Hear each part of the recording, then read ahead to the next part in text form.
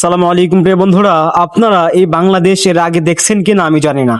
ঢাকার শহীদ সোহরাওয়ার্দী মেডিকেল কলেজের সামনে থেকে এক নারী রিক্সা দিয়ে যাওয়ার সময় তার ব্যাগ টানা হিচড়া করে ছিনতাইকারীরা এক পর্যায়ে সেই ছিনতাইকারীদের সাথে না পেরে নারী রিক্সা থেকে পড়ে এরপরে না ফেরার দেশে চলে যায়।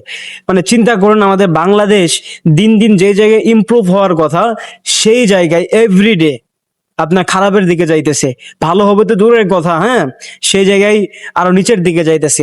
একটা নারী সে কাজের উদ্দেশ্যে রিক্সা দিয়ে নিরাপদ যানবাহনে করে অন্য এক জায়গায় যাবে, সেই জায়গায় একটা নারী নিরাপদ না।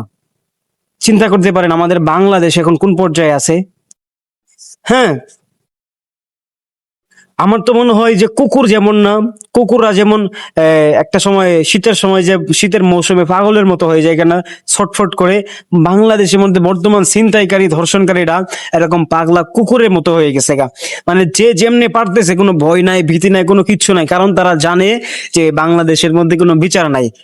প্রত্যেকটা মানুষ জানে, আপনি জানেন কিনা জানি না, এখন মানুষ অবিলীলায় বলতেছে যে এখন বাংলাদেশের মধ্যে যদি কেউ মার্ডার করে তাহলে 5 থেকে 6 বছর হাই স্কেলে, এরপর আবার ছেড়ে দিবে।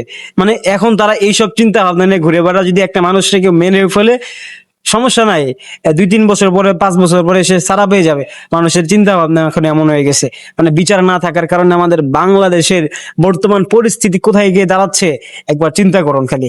মানে একটা নারী সে কাজের উদ্দেশ্যে বা বাসার উদ্দেশ্যে রিক্সা দিয়ে যাবে, সেই জায়গায় একটা নারীর ব্যাগ টানা হেঁচড়া করার সময় সেই মহিলা সম্ভবত আপনার ব্যাগের মধ্যে ইম্পর্টেন্ট জিনিস আছে বিধায় সে ব্যাগটা ছাড়ে নাই। আর না ছাড়ার কারণে তাও জোর করে ছিনতাইকারীরা নেওয়ার চেষ্টা করার কারণে মহিলা রিক্সা থেকে পড়ে স্পট ডেড হয়ে যায়। মানে চিন্তা করুন আমাদের বাংলাদেশে বর্তমান পরিস্থিতি। প্রিয় বন্ধুরা, আপনারা ভিডিওটি শেয়ার করেন।